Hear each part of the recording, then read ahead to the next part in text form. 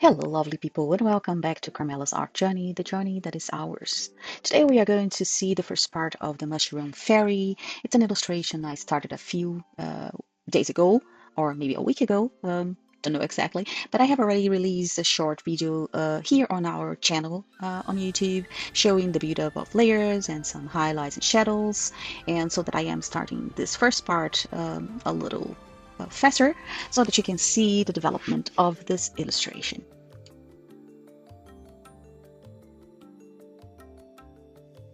You will see that I have already started placing some shadows in indigo. Well, I chose the indigo color to combine with the red and get a kind of a purple impression to my shadows.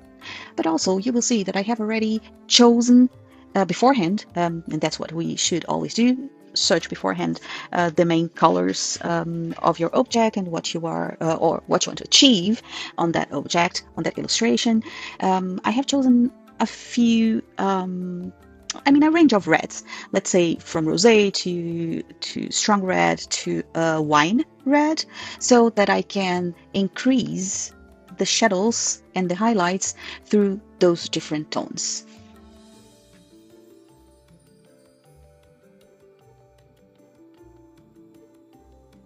Also, I have chosen, aside from the reds, I have chosen some browns and rusty tones, caramels for some details on the mushrooms, and you will see that it has to do with how light shines on an object. As I said on one of my videos before, it can give you different colors that you wouldn't necessarily go by logic and apply them there, but that's how an object reflects light. And sometimes, depending on how new, how old, how aged an object is, and in this case, a mushroom, which is an organic thing, they change tones when aging. Most everything in life. Well, the most important thing here is start very light with your first layers, because you will have to increase your pressure slowly but surely while merging those colors. You will see that I always return to my lightest reds or my lightest rosé and reds to kind of merge all those layers together, and then I start applying with more pressure the wine dark reds, and so we build up the volume. Also, I am using my kneaded rubber and sometimes my rubber pencil to increase the highlights, the contrast between the shadows and the lights, and the focused highlights, you see.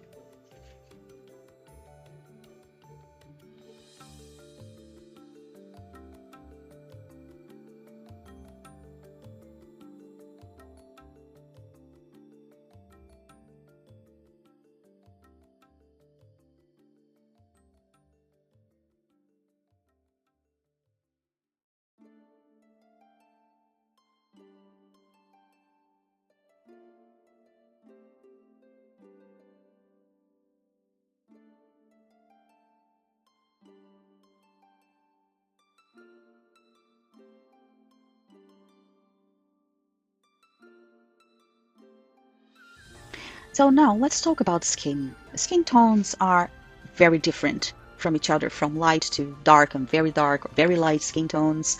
They are always very rich because you won't just use one color or two colors to get the different shades of skin. You know, in this case, I wanted to achieve a light skin tone, so I started with some rosés and some caramel colors, and as you could see there, I have some shadows applied also as first layers, and I also use the indigo because we can use also a bunch of different tones to start our shadows, but I think that the indigo is a great option when you want to darken some parts and maybe get also that a little bit of purple-ish impression to your skin, which is my intention here in my case. Usually, if you are starting light skin tones, I would say you can start with the green tones and some light blue tones, because when you combine all the rosé tones and the reds and the caramels and other different tones to get the shades and the shadows and the lights of the skin, you will get a very natural result afterwards.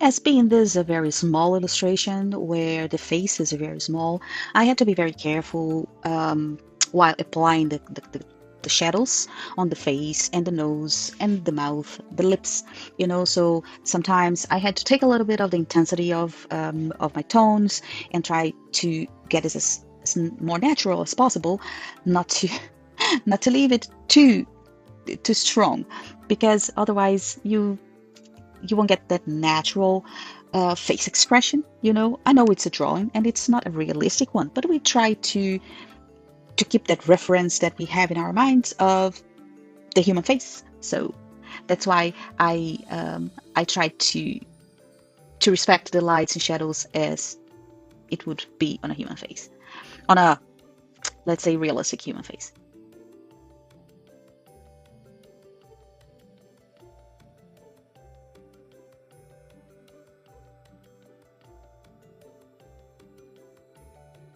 Talking about the hair, yes, the hair is always a critic, a critical point, let's say it like that, because some people get very scared of doing the hair, and actually it's not very difficult. I tell you, the first thing you will do is, as all around all the illustration, you will see the first layers very light layers, very very lightly. You will apply a first layer covering all the area that you want to color. So it doesn't matter which direction in the first two layers, because you will go in one direction and the other direction, as usually is my technique that I use, as I usually do, so that you merge all the traces, and then you will start applying the colors that you want to, let's say, that you want to build the shadows on the hair, and then you start with the technique of pulling and let loose.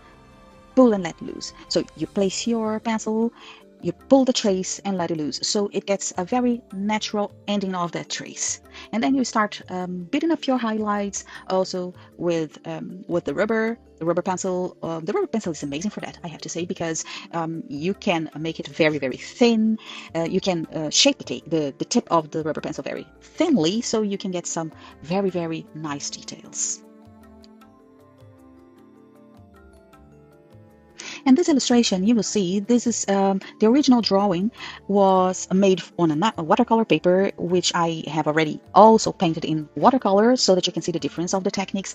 I have printed this illustration twice. So I worked on one of them, I worked with the markers, on the other one I worked with the colored pencils, and the other one I worked, as I said, with the watercolors, so that I will show you how to get the effects in those with those media, so that you see the difference, and then you can compare and see which one you like the most. And if you want to color this illustration, drop me a line. I will give you this time freely and with open heart. I will give you the printed version, the black and white version of this drawing for you to draw. And then what will you do? You will send me a picture of your colored illustration, mushroom fairy illustration, because of course I want to see it. It's a pleasure for me to see your result. So, and now I take the chance to ask you to please comment, like, share, subscribe as usual. That it helps us do this further and further. And yeah, stay tuned for the next parts, and don't forget to stay positive.